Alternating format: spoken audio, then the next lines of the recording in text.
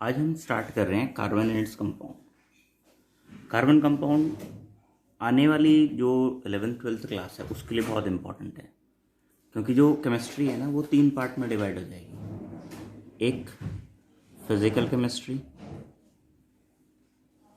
एक ऑर्गेनिक और एक इनऑर्गेनिक। तो जो ये ऑर्गेनिक केमिस्ट्री वाला जो पार्ट है ना, ये पूरा कार्बन कंपाउंड से ही लिंक्ड है। यानी कि ऑर्गेनिक केमिस्ट्री के लिए कार्बन कंपाउंड जो है वो बेस है। ठीक है, बिना कार्बन कंपाउंड करे तुम ऑर्गेनिक केमिस्ट्री में कुछ समझ में आएगा ऐसा हो नहीं सकता। ठीक है, और 11th-12th क्लास में बहुत से बच्चों को ये दिक्कत आती है कि उनके साइंस के ना पीछे के जो कॉन्सेप्ट हैं वो तो बिल्कुल ख़त्म है, और जब कॉन्सेप्ट ख़त्म है तो फिर आगे का ये ऑर्गेनिक केमिस्ट्री सबसे टफ लगती है। तुम किसी भी 12th वाले या 11th वाले बच्चे से पूछना कि केमिस्ट्री में सबसे टफ पार्ट कौन सा लगता है, तो अनडाउटेडली एक ही नाम होगा, ऑर्गेनिक केमिस्ट्री। और उसकी वजह है ये चैप्टर। देखो, कार्बन एंड इट्स कंपाउंड। जो कार्बन है ना उसका एटॉमिक नंबर 6 है और उसका एटॉमिक मास है 12। Atomic number and atomic mass. Atomic mass कह दो या मास नंबर कह दो, फिलहाल तो एक ही बात है, एटॉमिक मास और मास नंबर। आगे चल के थोड़ा डिफरेंट हो जाएगा। तो कार्बन जो है ये क्या है, बेसिकली नॉन मेटल है। ठीक, कार्बन क्या है, नॉन मेटल। अब इसका नाम कार्बन कैसे पड़ा?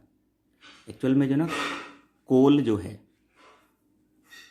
कोल का मेन कंस्टिट्यूएंट है कार्बन, और कोल को लैटिन लैंग्वेज में ना कार्बन कहते हैं। यानी कि कोल का मीनिंग है कार्बन। ठीक है, अब कंपोजिशन ऑफ कार्बन। अगर हम कार्बन के कंपोजिशन की बात करें तो कार्बन अर्थ क्रस्ट में या एटमॉस्फेयर में बहुत ज़्यादा अमाउंट में प्रेजेंट नहीं है।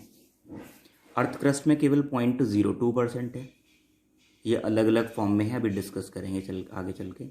एटमॉस्फेयर में 0.03% है।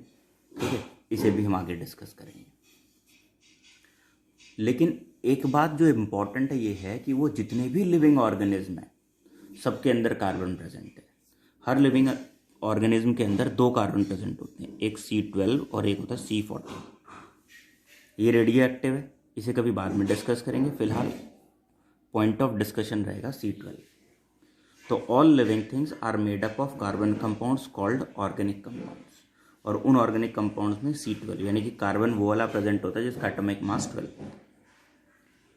अब how can we detect the presence of carbon in a substance? मान लो मैंने तो यहाँ कह दिया कि भाई हर सब्सटेंस में जो लिविंग ऑर्गेनिज्म है उसमें इतना कार्बन प्रेजेंट है। अब तुम चेक करना चाहते हो कार्बन प्रेजेंट है या नहीं है, तो जो भी कोई लिविंग ऑर्गेनिज्म है ना उसे क्या करो, ठीक है, बर्न करो। जैसे मान लो कोई पेड़ है, पौधा है या कोई और चीज़ है, उसे सूखने दो, सूखने के बाद उसे बर्न करो। जब उसमें बर्न करोगे ना तो उसमें निकलेगी कार्बन डाइऑक्साइड। अगर कार्बन है तो ही कार्बन डाइऑक्साइड फॉर्म होगी, अगर उसके अंदर कार्बन नहीं होगा तो कार्बन डाइऑक्साइड फॉर्म नहीं होगी। जब इस कार्बन डाइऑक्साइड को लाइम वाटर से पास करोगे तो वो मिल्की हो जाएगी।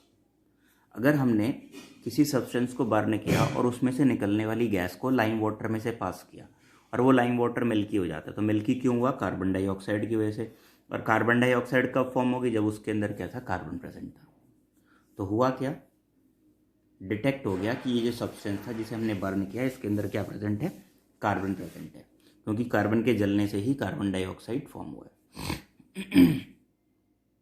Any substance containing carbon burns in air to form carbon dioxide. Carbon dioxide turns lime water milky, ये तो फैक्ट है। अब टेस्ट देखते हैं। If we wish to test the presence of carbon in a substance, burn the substance in air. अगर हमें substance test करना है तो बर्न करो। Pass the gas produce during burning, जो गैस प्रोड्यूस हुई बर्निंग के दौरान उसे पास कराओ through lime water. If it turns milky the gas is carbon dioxide and substance contains carbon. ठीक है, क्लियर हुआ ये? तो अभी हमने क्या पढ़ा, कार्बन, ठीक है, एक नॉन मेटल है और ये अर्थ क्रस्ट और ये एटमॉस्फेयर दोनों में मिलता है, और जितने भी लिविंग ऑर्गेनिज्म है सब में प्रेजेंट है। बस इस वीडियो का मोरल जो था इतना ही था।